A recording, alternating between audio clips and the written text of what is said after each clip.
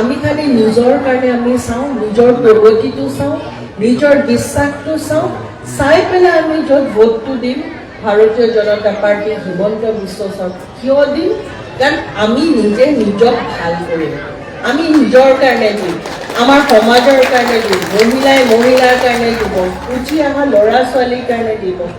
কাৰণ চবেই উঠি অহা আজি বাচ্চা এটা এখন ভাল স্কুলত পাব লাগে ন, এখন সুন্দৰ ৰাস্তাটো দি ঘৰত টাই চাই পিন্ধি পেলাই মাকে পঠিয়াই দিলে, ৰাস্তাটো থেপেককৈ গেলা পানীত পৰিলে, পৰাৰ লগে লগে মাকৰ কি হ'ল, আকৌ কাপোৰ ধোৱা বৰষুণ দিলে, সেইটো অৱস্থা গ'ল।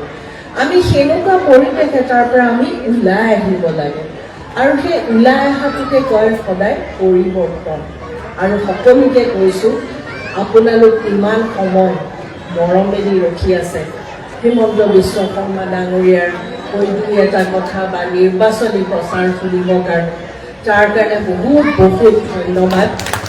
আৰু প্ৰত্যেককে কৈছোঁ যে আমি আমাৰ দায়িত্বটো আমাৰ সমাজৰ প্ৰতি, আমি নিজৰ দায়িত্বটো আমি নিজে পালন কৰিম। কাৰ কাৰণে কৰিম? আমি নিজৰ কাৰণে কৰিম। আৰু সেই নিজৰ দায়িত্বটো আমাক কোনে সুবিধা দি আছে, আমাক কোনে ছাপৰ্ট কৰি আছে? হিমন্ত বিশ্ব শৰ্মা ডাঙৰীয়া।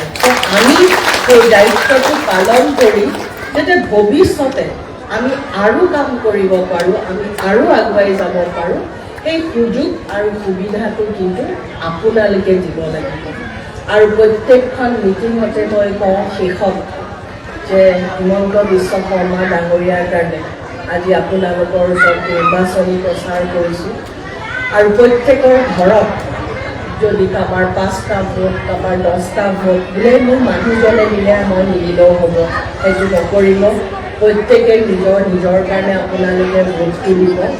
আৰু শেষত সকলোকে আজি মই মোৰ বক্তব্য সামৰাৰ আগতে সকলোকে অনুৰোধ কৰিছোঁ, প্ৰত্যেকজনে যাতে হিমন্ত বিশ্ব শৰ্মাক আপোনালোকে দোৱা কৰে, যাতে ভালকৈ ওলাই যাব পাৰে, আৰু ঘূৰি আহি আপোনালোকে যিটো বিশ্বাসত ভোটটো দিব, দুগুণ শক্তিৰে আপোনালোকৰ মাজত কাম কাজ কৰি বিভিন্ন যি সমস্যা থাকে সেই সমস্যাখিনি আমি সমাধান কৰিবলৈ আপোনালোকে যাতে শক্তি দিয়ে, সেইখিনি কৈ মই মোৰ বক্তব্য সামৰিছোঁ। ধন্যবাদ।